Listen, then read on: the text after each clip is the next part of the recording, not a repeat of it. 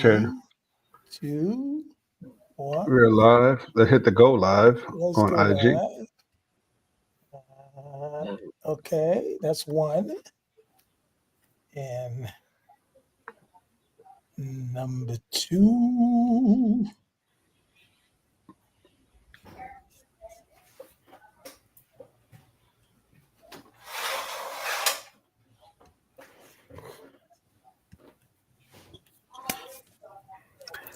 We're live. All right. So it's been a while. Oh my goodness, it's been a while. I mean, I am finally home back in Atlanta. Chef Stephan's in parts unknown. Just Parts unknown. Parts right? unknown is a good word. It's a good word. It's a damn good word, man. Yeah. What episode is this, Chef? What episode is this? Episode 28. Episode 28, Todd, Chef Todd Richards, of course, the great Chef Stephan, Roots Heart Soul podcast. And this is a bittersweet moment because I got to bounce in a minute because it's our anniversary. Roots, Heart, and Soul.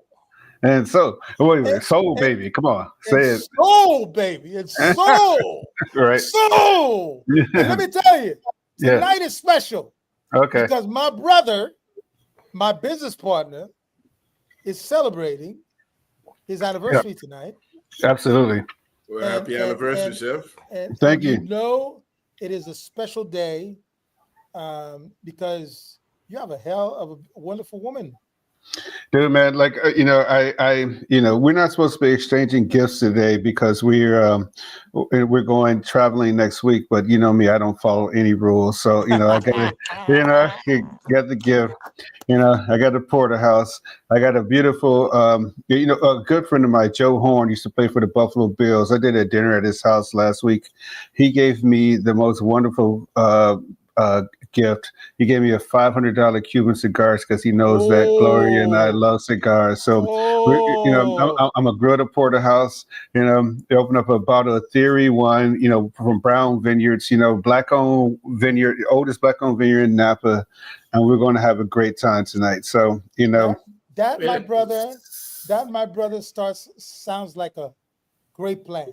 But let me say this though: if it wasn't that Chef Irie was on this week, I wouldn't even show it up. You know what I mean? But because he is here this week, I had to make a guest appearance on my own show. But that's the way it feels like. But I had to make a guest appearance. And the pleasure to have such a gentleman. I love him. He's my brother. He's been to Haiti more times than I can count. To be part of Gouy Saveur La Caille. We have hung out and done some amazing things together. And ladies and gentlemen, it is my ultimate pleasure. Our ultimate pleasure to receive Hugh Sinclair. That is his name. That is his name, damn it. That is his name. The government name. But his name is Chef Irie. Welcome, my brother. Thank you. I just have one question, though, Chef Todd. Yes. Did they only gift you one cigar? Are you going to be sharing that with your wife? Yeah. So we typically, that's a great question. So we have others, and she likes her style, like our style. We're going to share this one and maybe, save some for our trip. But definitely, we could bond around a lot of things, Our kids are grown. We got grandkids. We do a lot for the family. But for us to be able to sit on a Tuesday, eat a great steak, great bottle of wine, and smoke a cigar, man, that's what we decided that we want to do in our life as husband and wife. So I'm just thrilled, But quite as is kept, and I don't divulge a lot of secrets here, Chef, especially for Stephan. But when we have stuff like Creole Fest and stuff like that, and all this stuff in New York, and all the other chefs I know I can take on, cuisine wise, food wise, I can blow them all out the way. This is the dude I worry about the most, Don't worry about me then. because he would do something just a little bit different. Like, damn, I didn't think about that. I'm so he is the one that I worry about the that most. is the reason. That is the reason Mhm. they call him the global culinary architect. Hmm. Yeah, I need to go back. I Because need to take that day back. because he takes his food on a whole other level, man. Yeah, A whole other level. yeah. So it is, he there's something that he does with everything he touches. And I remember him doing this dish till this day. I've been asking him for the damn recipe. He Yeah. doesn't want to give it to me. Yeah. Look at I don't blame. I One of don't these, blame him. I wouldn't give it to your ass either. I mean, okay, Todd. I have been asking him for the damn recipe. yeah, Look at Todd. This right. man asked. You know when you go, especially to some of these events, right? And they're asking you months ahead. What you gonna make? What you gonna make? And I'm Mhm. like, I don't know, right? And this is one of them times I had no idea. And Mhm. so you get to Haiti, and you're hanging with chefs and all this good stuff. And Mhm. now it's now about, okay, what is available? All right, because now you want to be chef-like, Mhm. and we're like, okay, you have this, you have that, you have this, and we're in the kitchen. All the chefs are prepping and stuff like that. So I am literally putting the dish together as Mhm. we prep, right? Right. And so much to say that I even included part of another chef's, if you would, what he had left over in the dish, because at the moment I'm looking at it, it's like, you know what? This could go in the dish. This could work in the dish, Yeah. right? Right. Right. So when Yeah. he's there asking me for recipe, I'm like, what the freak did I put in this dish?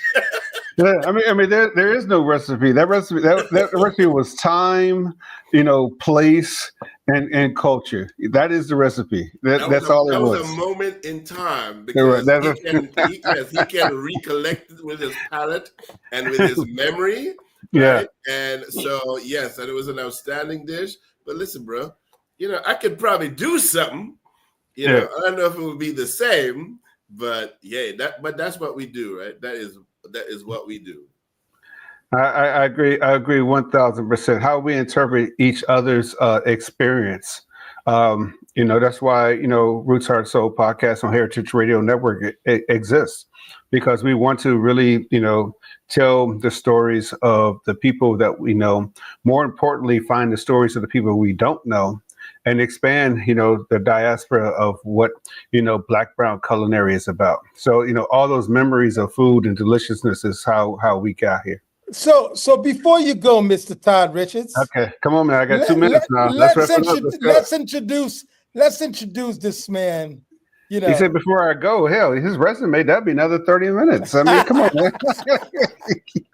So, born in the Caribbean, in the island of Jamaica, but he is a South Florida boy, though. Now I am. Yeah, now I am. Yeah, shoot, after being here since 1986. Here you go. Mm. And where he North Florida and offers, South Florida, yeah. where he offers his personal and catering services for, athletes, the who's who of South Florida. Mr. U. Sinclair, or as they call him, Chef Irie, always had the passion for cooking and felt right at home in the kitchen. After working several years as an architect, the yearning to create culinary masterpieces versus architectural aesthetic overtook his desire. Now we got to figure out how he went from architecture to culinary arts. Story to be After told. graduating from Johnson and Wales University, our mutual alma mater, Chef Irie has made a name for himself in South Florida, cooking for entertainers, athletes, and elites. Yeah, that's South Florida for us all. There's a melting pot here. You can find pretty much any and everybody here. You can find any and every cuisine here. We literally have pretty much a representation of the diaspora and others. So if you come to South Florida and you can't find exactly what you're looking for, you either haven't asked the right person or you're just not Googling enough. Well, Google enough, or you supports what's your governor's name, DeSantis, and shut down spring break in Miami. But that's a Oh whole Lord, oh that's a Lord. whole that's a whole that's a nother whole podcast. yeah. Right. And but I mean, but the thing is that what we all realize is that delicious food is what brings everyone together. And and with you being the architect of that, I mean, that gives structure. It gets place, time, things like that. And that's what I think that we all appreciate about. So the introduction is there. I'm going to bid you brothers a good night. Well, You and you yeah. enjoy the moment with your wife. Oh, dude, man, come on, bro. Eat well, drink I've been, well. I've been counting the days for 364 days since the last one. Eat well, Yeah. drink well, and smoke well. Most people don't know this, though, that Gloria and I met in high school, and actually we met prior to high school. We were in music school together at the same academy, and didn't really know each other then. We knew each other in high school, but Gloria was a cheerleader, and turned me down in high school. But And you were the nerd. Oh, I'm still a nerd. I'm still a nerd. It's fashionable to be nerds now, though. And listen, like he always says, Irie, the nerd won the queen. Yeah, that's right. So now I got the cheerleader. So I gotta. They always do. They always do. All right. Love you, brothers. All right, you guys in good hands. And love you Ty too, Richards, man. Chef Ty Richards, Chef Stephan, Chef Irie. My love to Gloria, my friend. All right, Roots Heart Soul podcast. See you guys next week. Thanks. Yes. Save me a piece of that porterhouse, eh? Yeah, man. Come on, man. Anytime, bro.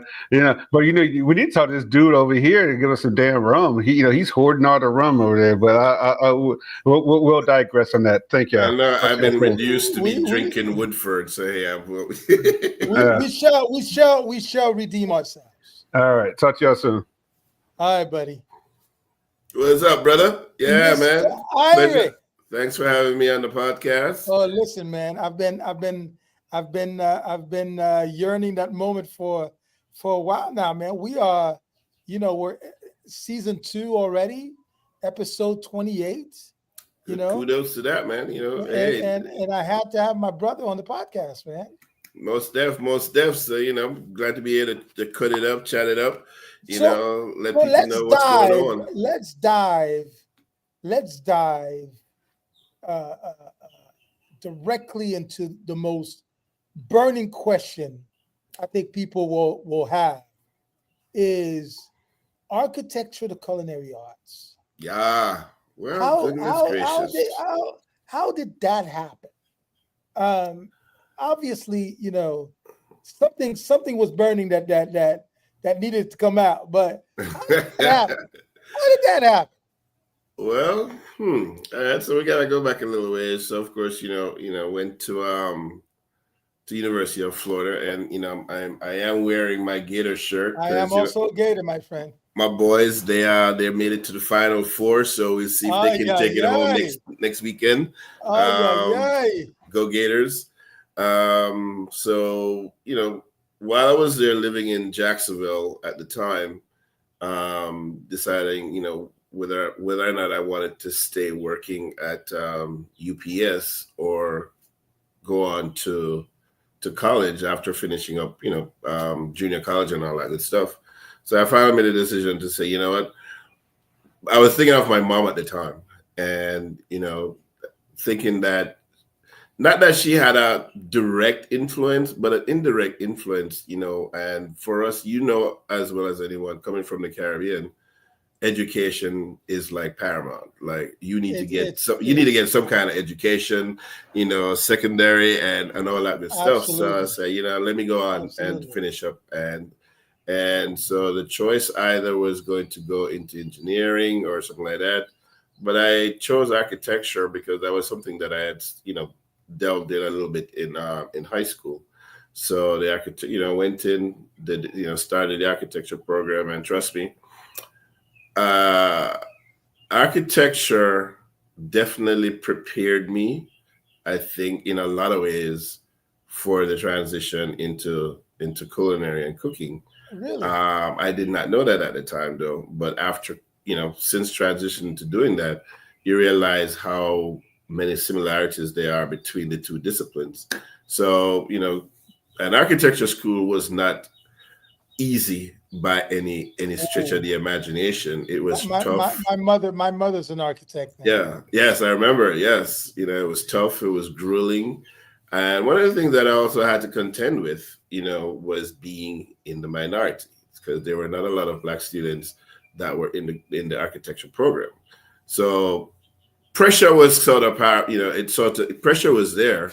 You know, you wanted not to drop out. You wanted to be a part of the graduating class to have, you know, a face represented. And when we graduated, my graduating class, my graduating year, there was only two of us. There's only two of us, myself and my boy Ulrich, who is in Atlanta now. So I think he's doing probably, I think, development, if I'm not mistaken. But nonetheless, graduated, and then I came down to South Florida, worked for a few companies, and pretty quickly, though, I started to realize that the same sort of passion that you had while, you know, in school, the competitive aspect of being in culinary, was like the biggest push, because you're competing with students, some were, you know, better than you, some were on your same level, but that's the competition was one of the biggest driving factors. So you come out, and that passion sort of quickly, you know, because now I was left with the decision: do I go back to finish up, you know, my architectural program in terms of getting my master's and all that good stuff? And I couldn't see it. I couldn't see an end result in the future. And so now came another decision. What am I going to do? So of course, you know, I started doing what most people do. You know, all right, the answer for me at that time was, okay, you're going to have to go back to school to do something else. And I said, all right, maybe I'll go do something else. Maybe go back to the original thought, engineering or something like that. And I was like, nah. And so one of the things that I drew on was, while I was in college at UF, coming from the Caribbean household background, almost everybody in your house or your family or around you cooks. My mother was an amazing cook. My dad wasn't too sloppy either. He was a good cook as well, you know. And that was on my both of them. On the mom's side, my sisters were great cooks, you know. And so learning how to cook some things as a kid was one thing. But while I was in college, I cooked, not just for myself, but there are a couple of times, for friends, yeah. And I remember linking up with another Caribbean student. He was from Suriname, and Kamal. And Kamal cooked. Kamal was a great cook, you know, and he loved to cook. And I just remember it was spring break, and we're like, yo, let's see who's here on campus, because, you know, during spring break, not everybody left campus, right? That's true. So I said, you know, let's see who's here and make some food and just invite who we can find and tell them to come on over to the house. So I think we probably about 20 or so people came over. So he cooked pot part of it, most of the Surinamese dishes. I cooked a lot of Caribbean dishes, and just it was like a huge spread, right? So people come into the house, the apartment we were staying in, and everybody was like, "So who catered?" And we're like, "Catered? Yeah, bro. We college students, right? We cook. Yeah. So fortunately for me, as a older student at the time, I had a job, right? So yeah, I had a job. Anybody was sending me no funds, so I had a job. So I had some extra cash, whatever, and come out. We put together, bought some food, and literally a whole spread: carrot juice, chicken, rice, you name it, desserts, everything. Man. Everything was made from scratch. Everything was made from scratch, right?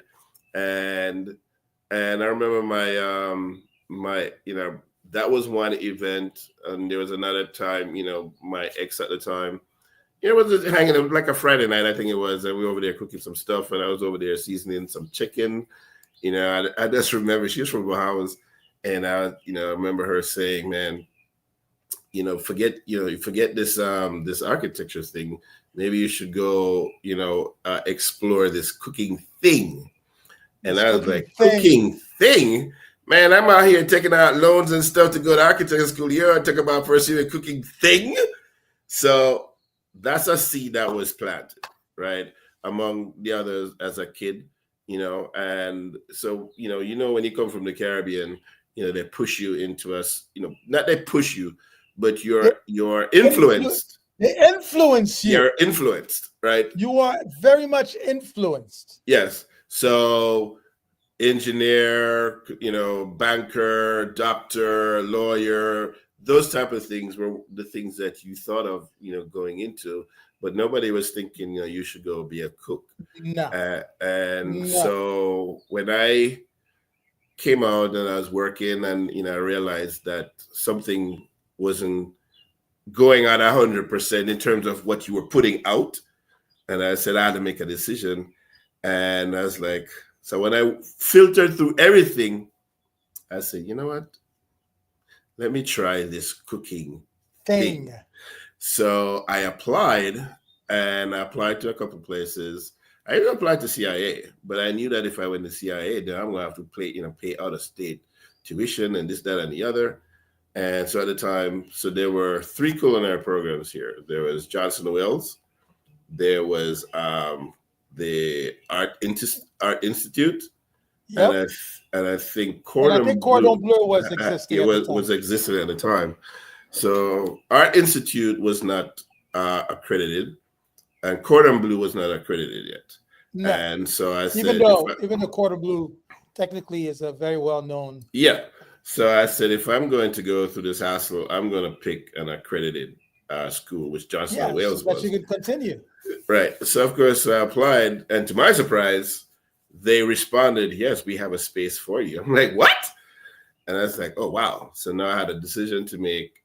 And it took me a whole year to make that decision. So, every end of semester, if you've been accepted at the end of every semester, they will send you a letter to say, hey, they did at the time, we have your spot. Are you going to come? And I didn't respond for a whole year. And then one day, they sent me the letter, and it's now a week. It's a week before the semester is going to start. And I get the letter, and I was like, I don't know. So at lunch, after lunch, where I was working at the time, at the firm I was working at, it was about 3:00 in the afternoon. And I just got up from my desk and I went to my boss's office. Him and the junior partner were having a meeting.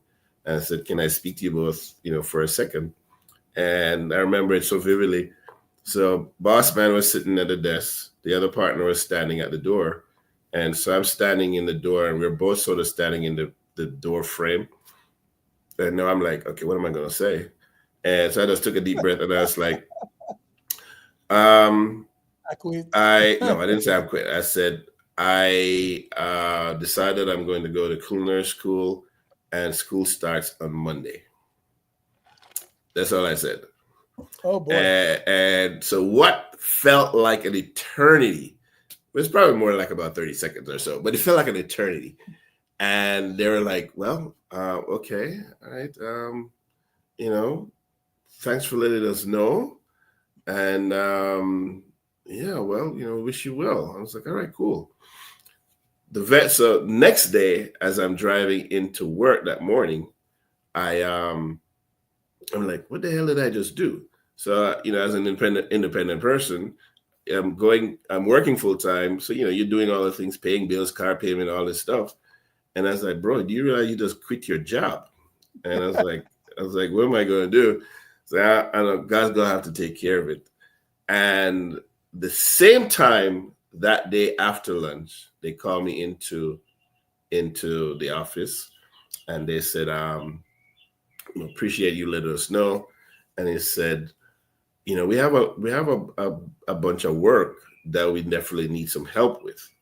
So let us know what your schedule is going to be, and if we can work something out, we'd love to have you until. So you see, God works in mysterious ways. That he does. But you know what's funny is that you and I have a very similar story. So I graduated from high school, mm-hmm. and I start junior college, mm-hmm. and the whole time my focus seems to be on these same things. Now, mind you, my mother has never forced me or never tried to push her her career or her agenda on me, but mm-hmm. it felt like those were the careers that most people got into in Haiti. Yeah. And it took me literally 6 years. I went up to I almost finished junior college. I moved to Gainesville, and I was known for the Haitian guy that cooked. So all the time, people were asking me, "When are you cooking? When are you cooking?" It was like everybody knew that the place to go eat some good Haitian food was my house. Yeah. Okay. So, yeah. And honestly, you and I started Johnson and Wales at the same time. Yeah. I'm surprised. I don't know. I don't know. I guess we were on different shifts because everybody didn't know. Because Johnson and Wales. I started Johnson and Wales at the same time. Yeah. Well, I think we were probably on different shifts though. 25 years ago, bro. Yep. Well, this year 26. So 26. This is year 26. Yeah, okay. The year 26 last month, actually. I graduated 26 years ago. Yep. Mm-hmm. So it's been 26 years as a professional, you and I. Yep. Okay. But I'm going to tell you, man, Johnson & Wales was the best thing I've ever did. Mm-hmm. Yeah, it was a good, definitely, an amazing experience. And, the good thing about it is, to still see some of our professors, some of who are still here, some may have passed. Well, some of them that we're still connected to. Yeah, you're right. And, on a somewhat regular basis, depending on how we connect, professionally. And so the memories of them, the knowledge that they were willing to impart on us, I don't know for culinary students now, but I know for us, it just felt like our professors took, an interest in a lot of what we were doing. And that reminded me of high school, how teachers took, interest and care, for the students, because you always could go and ask them questions and talk to them, just something, like man to man, woman to, man to woman, so yeah. I remember one of my professors at Johnson & Wales, I forgot his name, but he taught cafeteria. Mm-hmm. And I failed cafeteria by a couple of points. Mm-hmm. And he was very upset at me. And then I ended up taking a night class. Mm-hmm. again with him. Yeah. And I had an A+ in his class, and he always remembered me. He's like, dude, I knew you had this in you. I knew that you had the talent. And I remember I was one of the students that did this amazing $5 million wedding in West Palm Beach with him. I was at that wedding. It was up in Wellington. I worked that job. Yes. I worked that job. 12 to the 12th hole golf course. Yeah, I worked that job. I worked that job too, bro. So it was nothing but he chose me as one of the students to come do this event. Yeah. It was the dad was the owner of Delaware North. Okay. Which is a huge food beverage company. Okay. So amazing, man. I just think that even though there was maybe one professor that looked like the both of us, Chef Brian. That was Chef Brian. God rest his soul, man. Yeah. Such an amazing person. Every professor in that school, they gave a damn. Yeah. So it's interesting, when you mentioned Chef Brian, so Chef Brian is responsible for my sort of foray into personal chefing, right? And the first client that I worked with him was Lamar. And yeah, basically it's like, I need some, to fill in. And, I went in and filled in for him, a couple of shifts, stuff like that. And before I knew it, I was cooking for him, kind of sort of in a full-time mode. But I was a chef, for Lamar Odom, at the time. And it was funny. I just remember the first day that I'm meeting Lamar, and it's like in the afternoon, I'm in the fridge, boom, boom, boom. I close the fridge, and here's this statuesque dude, 6'11", standing in. Yo, what's up, chef? Well, yeah, yeah, what's up, man? So I went like from this to, hey, what's up, man? Right? And buddy, you're not short. No, I'm not, right? But he made me look like a dwarf, right? And and I just remember how personable he was. And that started, the personal chefing aspect. You are not short. You're quite tall, my friend. Right, but yeah, 6'11", 6'11", 6'3". There is a difference. Right? Yes, there is. So, but Chef Brian was always amenable and always accessible. And yes, he was. And yes, he and was. It's interesting in conversations. Later down the line, he was like, "Yeah," he said, "I knew you wasn't going to be cut out for working for anybody, right?" It's like, I didn't see you working in restaurants long term. It's like you just had this thing where I felt like you needed to be working, doing your own thing, and so that started, working for myself, for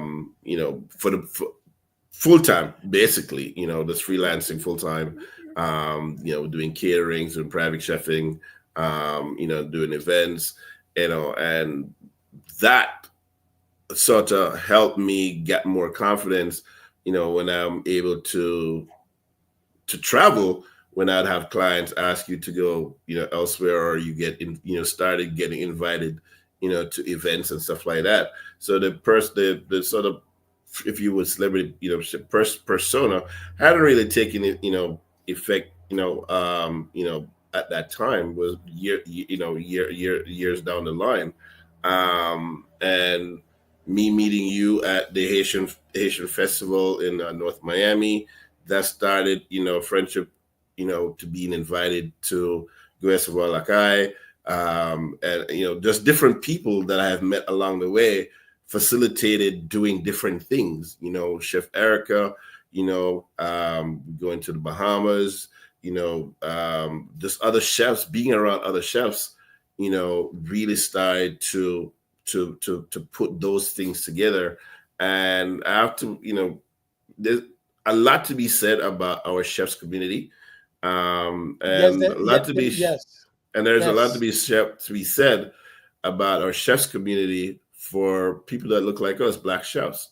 But in general and in totality, the chefs community is a different beast. You know, in terms of the respect, I think most of us um, give and get back from the chefs that we've come across, whether we've worked with them personally, whether at events or in workspaces, or we Or that just we're know, just connected.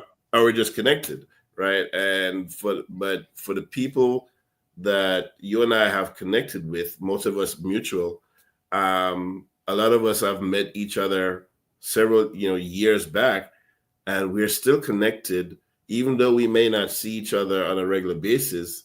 There is that connection, right? That connection is so important. But just a small tangent. My very first class was Chef Brian. Okay. My very first class at JW was Chef Brian, and I think that was the biggest privilege I had, Mm-hmm. because he took a liking in me right away, and he really sort of gave me a direction on how I was supposed to proceed Mm-hmm. for the rest of the year. Yeah. And it became, that was my biggest motivation. But like you were saying, and before I take that note, ladies and gentlemen, you're listening to Roots, Heart, and Soul. We are at the 30 minutes half past the hour. If you like our podcast, please like, share, and subscribe to our YouTube channel. We appreciate your support. As always, we are at the 28th episode with my guest, my brother, my friend, somebody that I love dearly, Chef Irie, you Sinclair, Yeah, brother. man. We in the house. I think you talk about chef community. Um, for me, personally, um, Gue Saviola Kai gave me a family that I never imagined that I would have. Mm-hmm. Yeah. Um, most of the chefs that have graced the festival, it was like one chef was connecting me to the other. Mm-hmm. So this chef said you got to meet this guy. This chef said you have to meet this other chef. Um, that's how I became friends with Chef Erica as well, who came to Haiti. Chef Manny Slamovitz. Um, and the Slow funny thing, mo. Slow Mo, I love this guy. He is such a big-hearted, amazing person. And it's because of Manny that I met Chef Max in New York. Yeah. Mm-hmm. And when I met Chef Max, we became friends instantly. It was like we knew each other forever. Mm-hmm. Yeah. And when I had him, my memory still locks in till today. Um, and I know we just uh, he had his 1 year since he passed. Um, and I'm going to give you the story. I'm coming with the story. Mm-hmm. So when Max came to Haiti, um, and you were there, Mm-hmm. Yeah. Yeah. was such a beautiful, and it was actually the last Gue Saveur. Was it really? Yes. Yeah. Was the last Gue Saveur. Yeah. But I'm going to tell you what happened is that I went to the Bay Haven Food and Wine Festival with Todd, Mm-hmm. and I met his wife. But I met his wife in the funniest way. So she's cooking, and she has a shirt on with Max's face on it. Okay. bro. And I said, and I look at the t-shirt, and I said, is that Chef Max on your t-shirt? I said, I've been wanting to meet his wife. And she looks at me and says, I hope to God that he doesn't have another wife. Okay? That I'm the only wife he's got. And she came to give me the biggest hug. Mm-hmm. The biggest hug. And we've connected since then. And bro, I can't tell you how wonderful that was to connect with her. And she's such an amazing young lady. And funny thing, she's from Jamaica. Is she really? Yes, she is. Large up yourself, my girl. Large up yourself. She's from Jamaica. Bro. Yeah, chef got his hands full. Yes, he did. And let me tell you, not only is she from Jamaica, she is short like this. Yeah. Even worse. Even worse. But I told her, I promised her that we would gather a group of us together to head to Detroit and go do an event with her. Most def. So you and I need to have that conversation. Yeah, most def. For Chef Max, saw moms and family at the memorial recently, and for over the years, we've seen some people depart, but it's always such a gut-wrenching and heart-wrenching thing, because it always puts sort of like an exclamation point on what we do for our chosen profession, and the things that we do, have done, will continue to do, and the places and positions that we've been in, the things that we face, a lot of adversity in many different places, whatever face you want to put in context to it, whether it's, racial, financial, the business side of it, the clients that we've served, stuff like that. But Max was always, a dude that, he was, tackling, he was calling balls and strikes, plus he was running the ballpark, plus he was managing the team. Max just had like, bro, when you find the time, right? And so sometimes, that is often an inspiration, when it comes to, being a chef in the industry, because people seem to think that, being a chef is all about cooking. And but it's not. What you quickly realize that the cooking part sometimes become the easy part. Especially when you delve into the entrepreneurship, the cooking part becomes the easy part. That's correct. So when you start wearing many hats, absolutely, and and so you start to understand, the layers of being a chef, what it truly means being a chef. So when I see conversations, sometimes I take a sidestep out, because I just don't want to be bothered with arguing about, who's a chef, what's a chef, and who is, if you put on a chef jacket, you're a chef. I can't be bothered with that conversation anymore. Right? I think that conversation, depending on who you're having it with, mm-hmm. is absolutely lame. I think one of the very first thing, or the very first quality of being a chef is your passion for the craft. Yeah. And if you don't have that, that conversation is mute. Oh yeah, most def. That conversation is mute.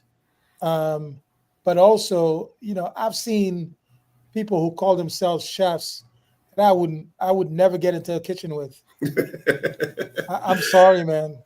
I think, and like I said, it's a very multifaceted, it's a very multifaceted profession. And talking about multifaceted, my brother,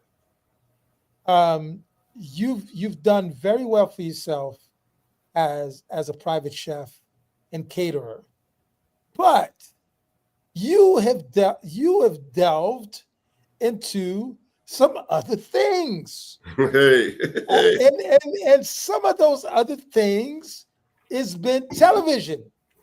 Yeah, TV. You have this amazing personality, um, and I don't talk about it just because you're my bro, but you have this amazing personality that is just deserves to be on TV. Well, hopefully we can get back to that. Hopefully, prayerfully. Tell me a little bit about that experience.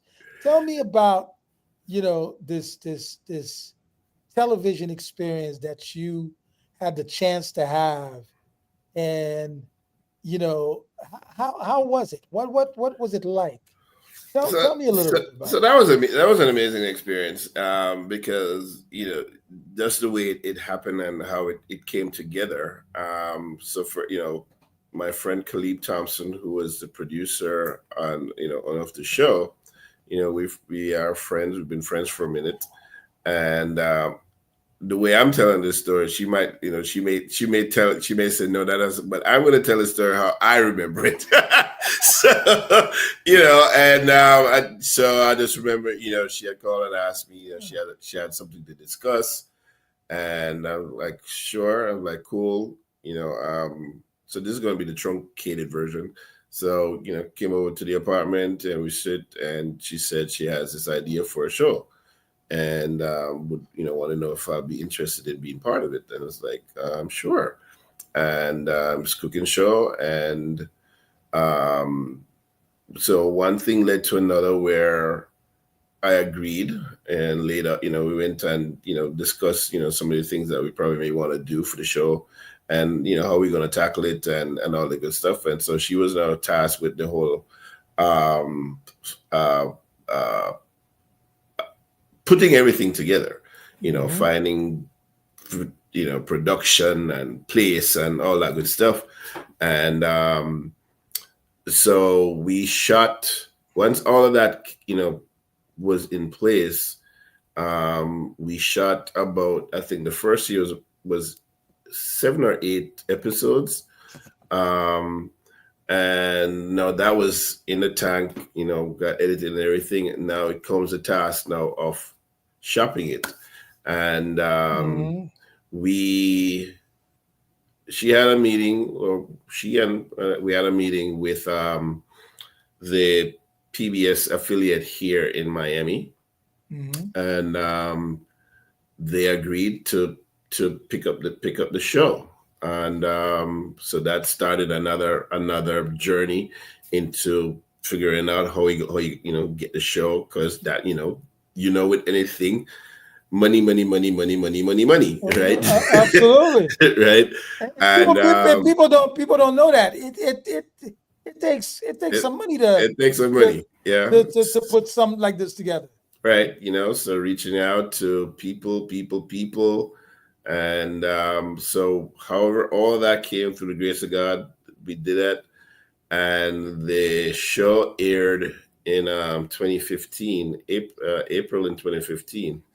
And that for me, because even prior to the show airing, I knew it was going to air in April, and because of you, I was able to be on Holland America Cruise Line, and your introduction to those people allowed me to be on Holland and to be a guest chef for a week. And that was like about a month or so prior to the show being released. And that experience on Holland was just literally mind blowing. Right. And the one thing that, it was literally because they treated me like I did it twice. Yeah. They treated me like a king. I was like, oh my God. And the one thing I wish, we had, stuff to like books or anything. So those weren't even, around. I didn't have, any cookbook or anything like that. But the experience was amazing. But the The release night was amazing, amazing, amazing. Like on top of cloud nine, right? It was amazing. The production, the staffing, the photographers, the videographers, the people that did makeup, everybody, from the person that hosted us in their home to shoot the show. And so that show became the first Caribbean cooking show featured on the American public television network, and then later got picked up by Create TV. So it featured an all Caribbean cast. So that's myself. We did 2 seasons.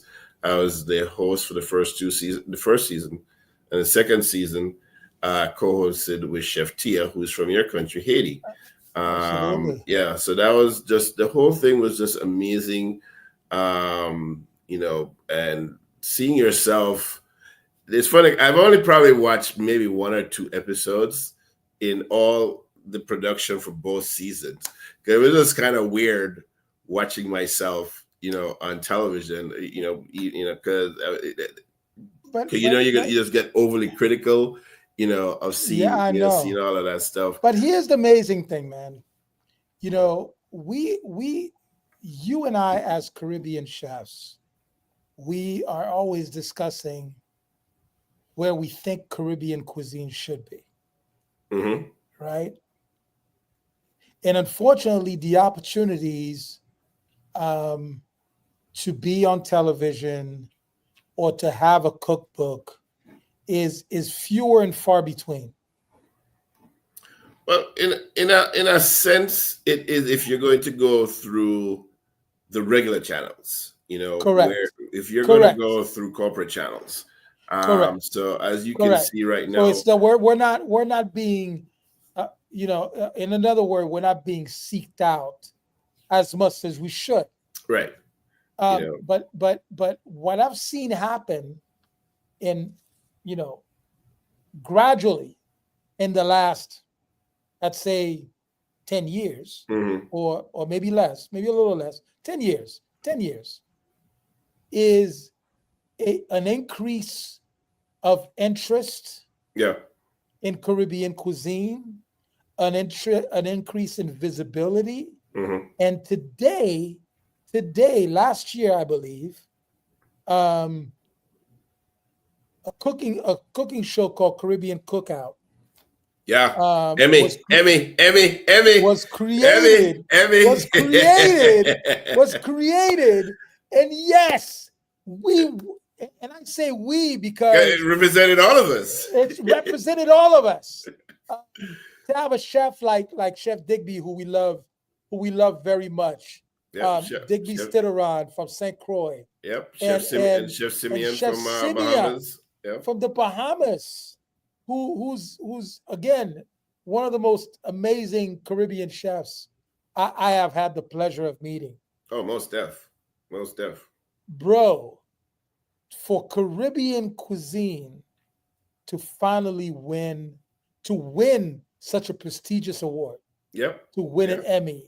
Yeah. That is freaking epic. Yeah, it was epic, man. It was definitely epic. And, so when you talk about Caribbean food, one of the things, because of social media, not just Caribbean food, but Black chefs in particular. And that's so it goes all across the diaspora. Black and brown chefs, yes. Black and brown chefs right across the diaspora, where we are becoming more visible to millions of people in different ways.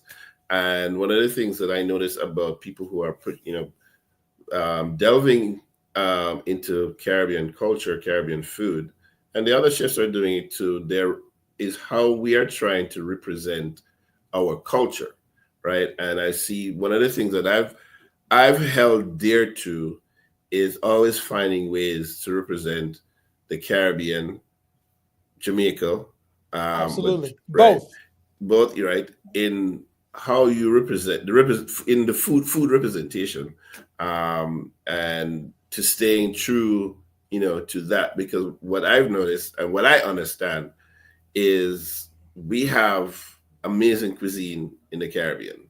Absolutely. And what's happening now, With coming such a diversity. yeah, so with the diversity now and with younger chefs coming up who are embracing their culture, you're seeing how they're trying to push envelopes, and we're still pushing the envelope as well. But one of the things I tell young students, when you get to a place where you will finally be able to represent, whether it's at executive chef level in someone else's kitchen, or you can do you, it doesn't matter what your training has been in the past.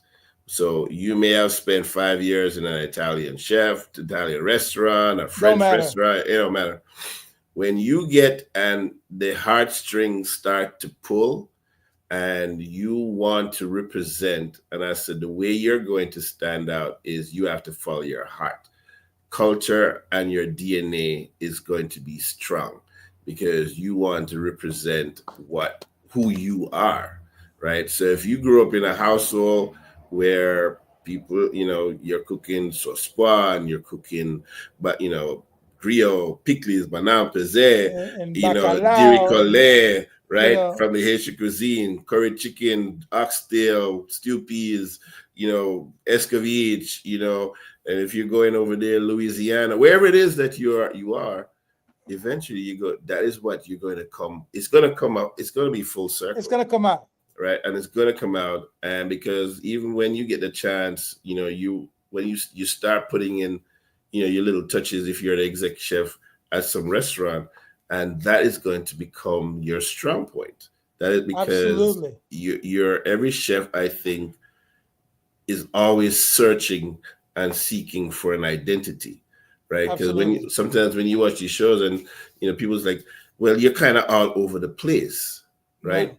So you can marry a lot of those things, but you remember this show, Food Network Star, Right. and one of the first things that they would always ask the contestants is, what is your culinary identity?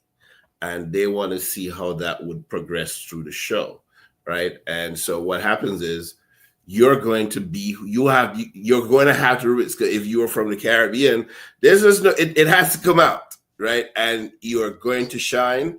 And the only way that you can identify your culinary identity is to be 100% you. Authentic. You have to be 100% authentic. Chef, we are at 1 minute before the hour, and unfortunately, this conversation could go on for another hour. Almost But very quickly, in a couple of seconds, let people know where they can find you, where they can follow you. What's next? What's next? What's the next step in your monthly calendar? Oh man. So you can find me on IG at I am Chef Irie, Facebook Chef Irie, TikTok I think is Chef Irie 01. I don't use Twitter that much anymore. Website chefirie.com. So coming up, I'm always trying to partner with, especially locally. We have different things that happen here, here in South Florida. One of the next events that's coming up in May, Food, Wine, and Fete, with my friend, Vanessa James.